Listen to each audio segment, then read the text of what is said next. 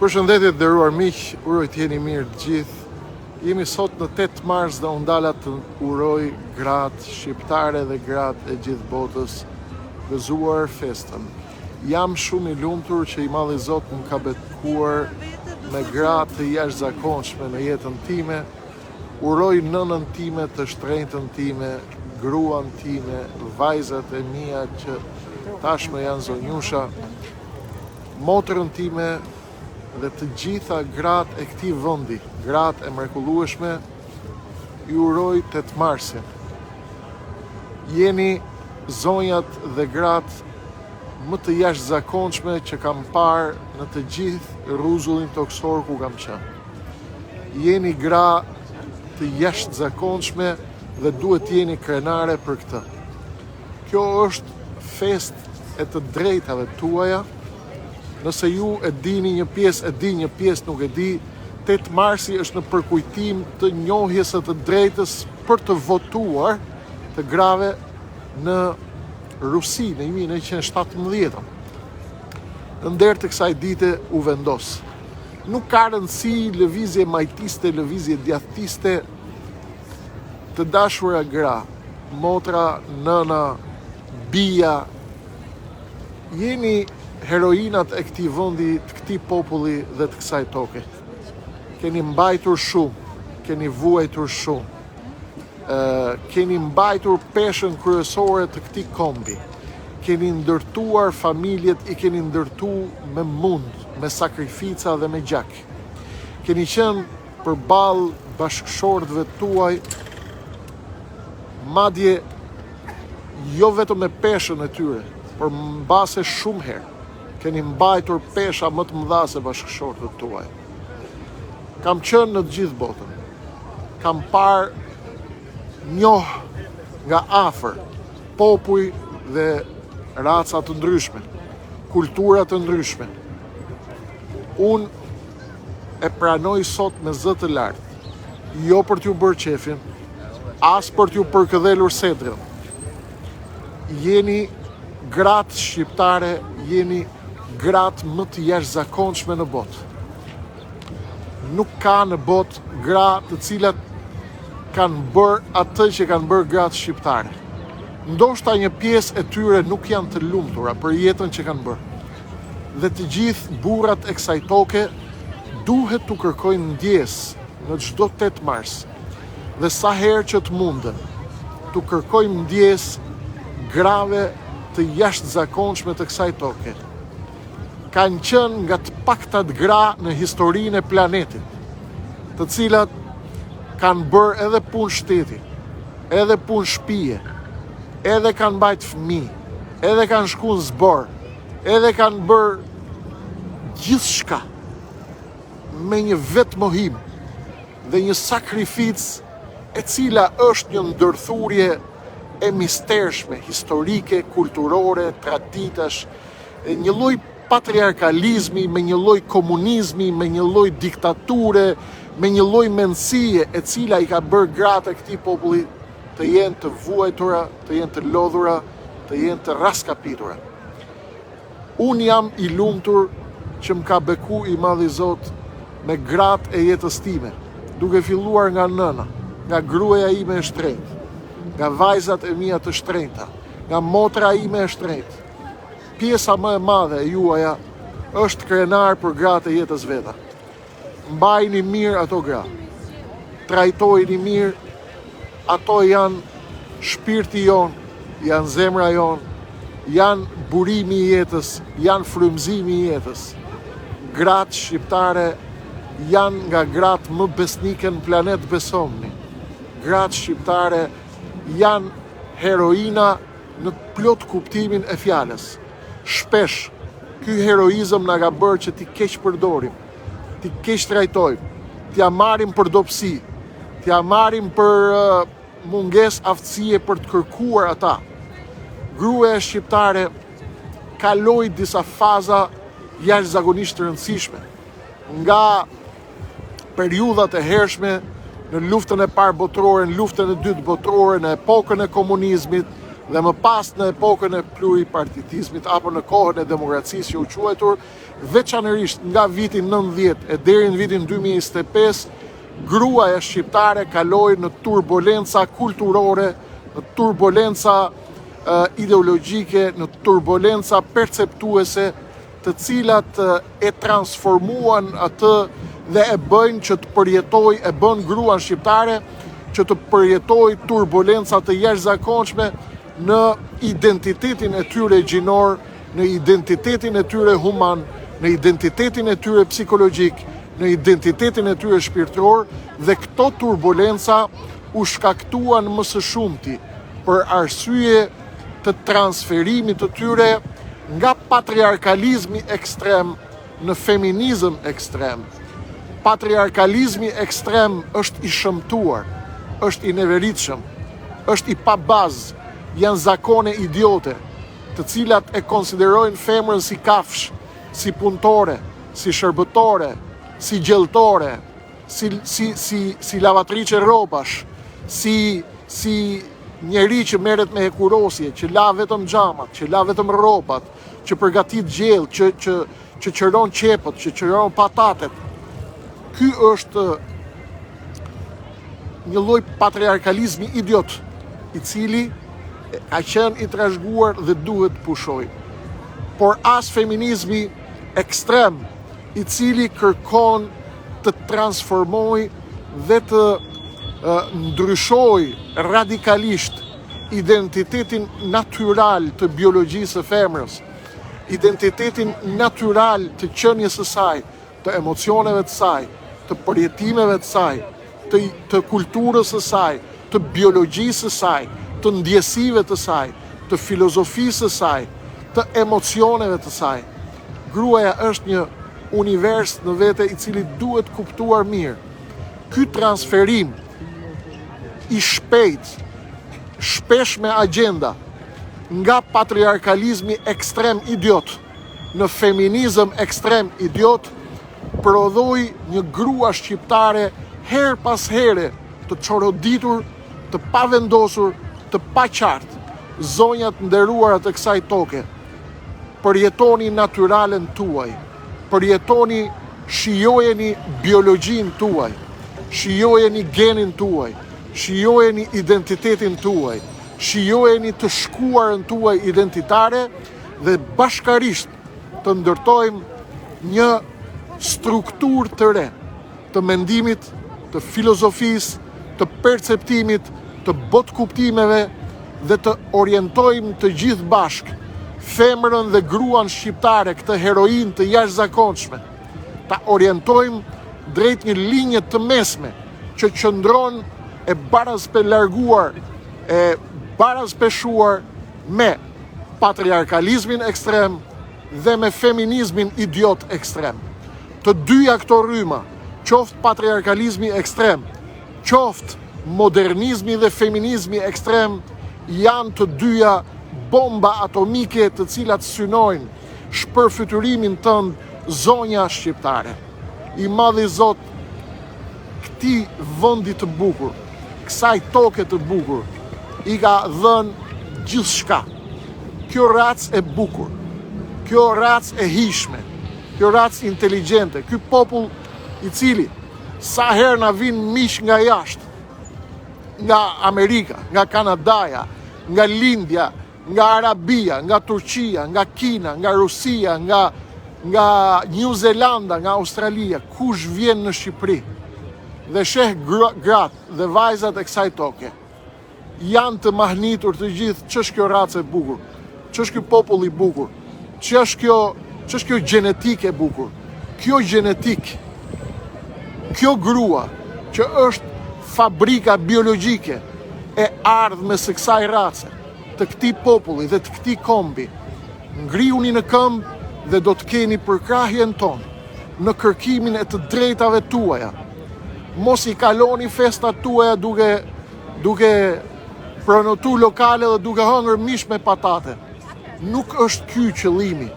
Qëllimi është të ngrihesh për të drejtat e tua, por parën preh e patriarkalizmit idiot dhe i feminizmit idiot ekstrem, sepse këto të dyja rryma janë shkatërimi yt. Janë shkatërimi yt. Gjithmonë gjeni të mesmen e artë. Ti je mbretëresha e shtëpisë tënde, je mbretëresha e burrit tënd, e familjes tënde. Nuk je shërbëtore aty. Ti je mbretëresha e fëmijëve tu. Ti je mbretëresha e burrit tënd, e prindërve të tu, e familjes nga ti ku ke dalë, e familjes nga ti vjen, nga ku ti vjen. Ti shkon vërtet nesër tek shtëpia e burrit, por ti ke familjen tënde, është identiteti yt, është tabani yt. Mos i braktisni gratë dhe zonjat dhe vajzat tuaja kur shkojnë tek burrat. Lejani derën e shtëpisë hapur. Lejani derën e shtëpisë hapur. Nuk duan të vazhdojnë jetën me burrat e tyre. Mos i thoni vrit veten, sepse nuk mund shtyhet jeta me një njeri që nuk e do. Nuk shtyhet jeta me një burr dhe një mashkull që nuk e do. Mos ja mbyllni dyert femrave tuaja, grave tuaja, vajzave tuaja. Le të jetë shtëpia e babës garancia për femrën, për gruan shqiptare derisa ajo të jetë gjallë, derisa ajo të ketë frymë. Ajo duhet të jetë garancia e gruas. Familja e vet, baba, nëna, vëllezërit, motra, ata janë garancia e gruas shqiptare. Ata duhet të jenë garancia e përjetshme e gruas shqiptare.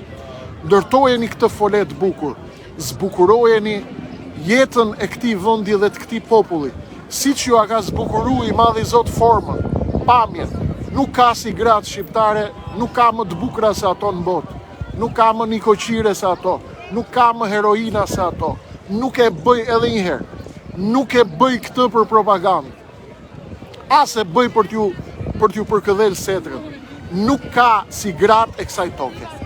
Tashmë, një lloj si meshkujt, një lloj si burrat, kanë filluar disa të lujnë menç, sepse po i indiktojnë rrymat e feminizmit ekstrem idiot, i cili nuk e respekton natyralen e gruas, nuk e respekton identitetin e saj gjinor, nuk e respekton biologjinë e saj, dhe me akte të sforcuara përpiqen që të turbullojnë mendjet e grave të zonjave, duke ngulur aty thellë mendjeve të tyre dhe shpirtrave të tyre të rrezuar, ideologji të cilat i vënë minën me sahat familjes shqiptare.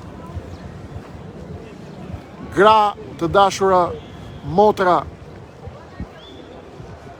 bashkëshorte, bija, jeni gjëja më e bukur e kësaj bote. Jeni krenare për veten tuaj. Kur të festoni 8 marsin, kuptoni se 8 marsi është një ditë e cila kujton krijimin e mundësisë për të votuar gratë. Gruaja nuk është shërbëtore, as makineri që la rrobat, as qëruese qepësh dhe patatesh, as larse rrobas, as lavatrice. Gruaja është gjithçka që i duhet një mashkulli, një burri dhe një familje. Por keni kujdes. Aksioni yt kryesor. Aksionet e tua kryesore. Investimi yt kryesor. Kontributi yt kryesor është të marrësh pjesë në shpëtimin e kombit tënd, në shpëtimin e adheut tënd, në shpëtimin e familjes tënde, të tokës tënde. Jeni gratë më të mira që ka parë, të paktën flas në veten time, në rastin tim. Unë nuk jam ndonjë Don Juan i madh, por i njoh shumë prej kulturave dhe racave të botës. Nuk kam qenë në jetën time që thuash në një Don Juan i madh dhe unë i njoh të gjitha gratë e botës, por kam arritur t'i perceptoj shumë prej tyre. Gratë tona janë të jashtëzakonshme. Ju duam shumë, e puth fillimisht gratë më të shtrenjta të jetës time. Paketa e cila më mban gjallë, paketa e cila më frymëzon, paketa femrore pa të cilën kreshniku nuk jeton dot.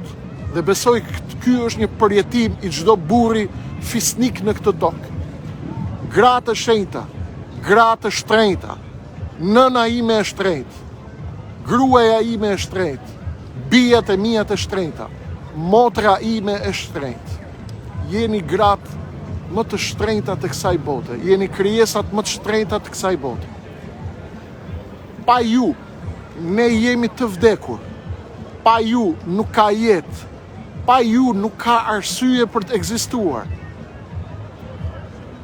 Falenderoj dy heroinat e mëdha, nënën time dhe bashkëshortën time, e cila për 34 ditë më ndjek në shesh me një vetmohim të jashtëzakonshëm, pa patur asnjë pretendim, asnjë lloj interesi nga kjo histori, përveç se të qëndroj stoike në krah të bashkëshortit të saj.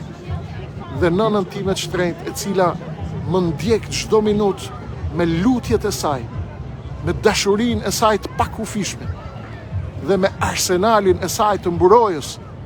I falenderoj, ne pa ju jemi të vdekur. Unë pa ju jam i vdekur. Dhe besoj si Kreshnik Osmani, janë e gjithë fisnikëria e kësaj race, e gjithë fisnikëria e burrave të kësaj toke. Ju duam shumë. Ju duam shumë gratë e kësaj toke. Kërkoni të drejtat tuaja dhe ne do të jemi të gatshëm të flijohemi për të drejtat tuaja, që ju të sundoni dhe të qeverisni krenare, të ushtroni pushtetin tuaj të lumturisë dhe dashurisë për mbi ne, sa të jemi gjallë, sepse ne nuk jetojmë dot pa ju. Ne bëjmë si të fortë, ne bëjmë si burra, ne bëjmë si trima, ne bëjmë si të aftë, ne bëjmë si të jashtëzakonshëm. Në fakt ne pa ju nuk vlem fare. Në fakt ne pa ju jemi asgjë. Në fakt ju jeni ekzistencia. Ju jeni arsyeja pse ne rrojmë. Gratë e jetës time që i dua shumë, i puth fort.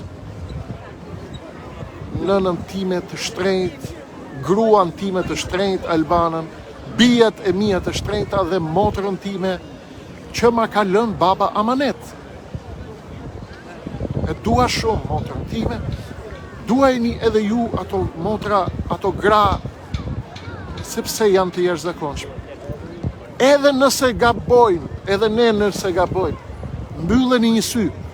Është gjaku jot, është mishi jot, është kocka jote, është prindi jot. Motra jote është prindi jot, është nona jote, është aroma e jetës tënde, është aroma e nënës tënde, është aroma e babës tënde. Bajni gratë mirë, bajni bashkëshortet tuaja mirë. Unë nuk jam ndonjë rekordmen që i mbaj mirë, por tentoj t'i dhuroj aq sa mundem dashuri, respekt. Jemi të mangët të gjithë.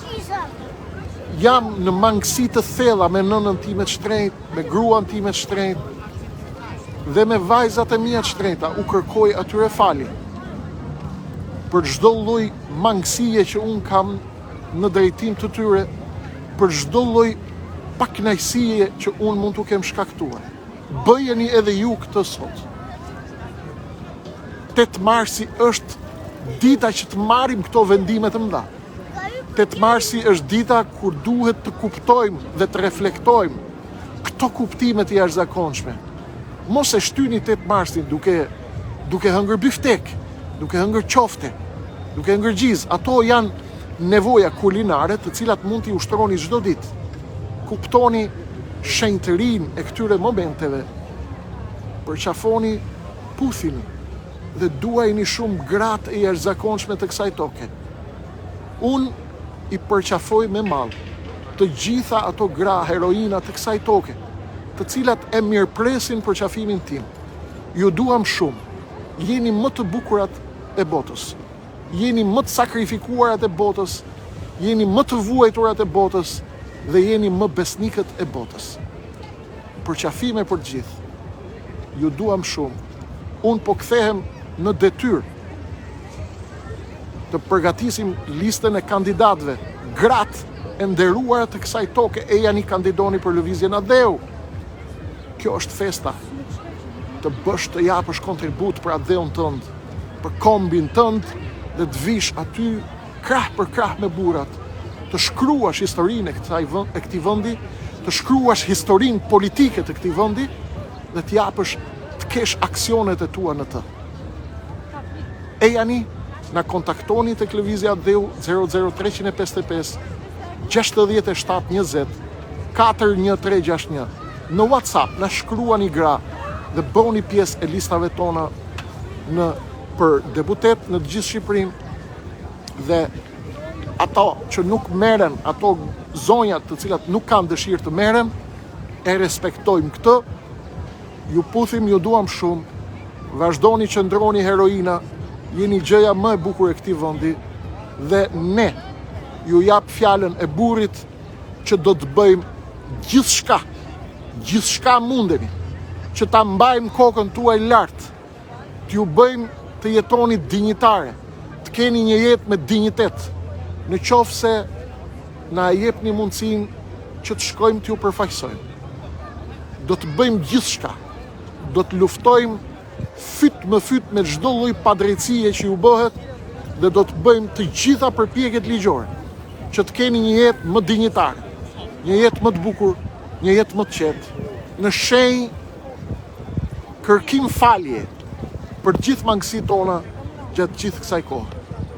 Përshëndetje të gjithëve, miru takofshim, ne jemi tek sheshi Skënderbej, siç ju tham, do të mbledhim firmat shtesë që na duhen deri në fund dhe do të bëjmë gati kandidaturat.